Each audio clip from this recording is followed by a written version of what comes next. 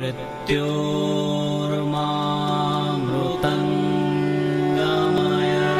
ॐ मुचुकुन्दोवाच अनाथमकृतं प्रज्ञम् अज्ञानतिमिरावृतं मोहपङ्कनिमग्नं च मामुद्धर सुरेश्वरी।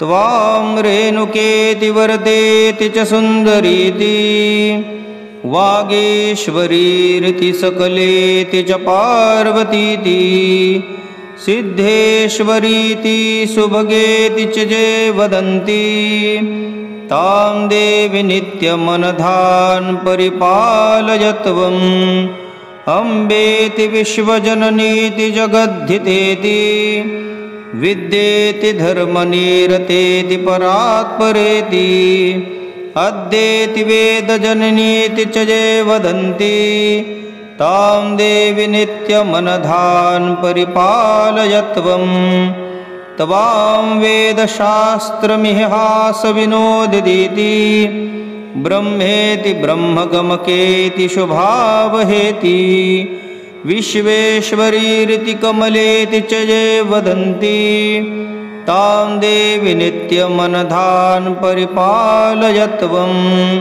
आनन्दभूतनिजयेत्यनलोद्भवेति गूढेति भावगमकेति शुभावहेति विश्वेश्वरीति कमलेति च ये वदन्ति तां देवी नित्यमनधान् परिपालयत्वम् नित्येति दिव्यचरणेति महाव्रतेति हृद्येति भक्तजनदुःखविनाशिनीति श्रद्धेति रामजननीति च ते वदन्ति तां देवी नित्यमनधान् परिपालयत्वम् त्वां पुण्यदेति जमदग्निर्षिप्रियेति गङ्गेति तत्त्वविहितेति परिपारयेति शुद्धेति पातककदम्बकुठारकेति तां देवी नित्यमनधान् परिपालयत्वम्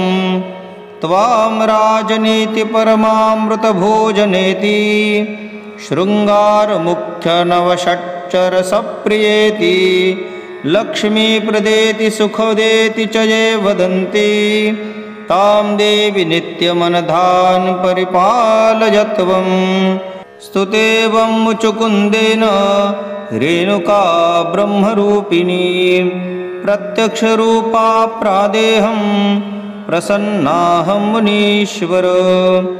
देव्युवाच मुचकुन्दत्वया तुल्य कश्चिद्भक्त्यो न विद्यते किं प्रार्थयसि मस्तत्वं ब्रूहि यत्तेऽभिवाञ्छितम्।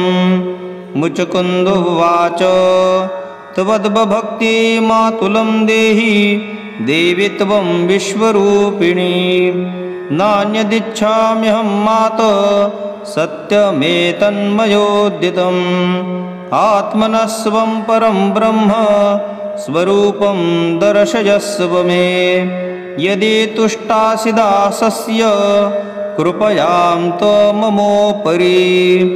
इति श्रीस्कन्दमहापुराणे रेणुकामाहात्म्ये श्रीरेणुकास्तोत्रं मुचकुन्दकृतं सम्पूर्णम्।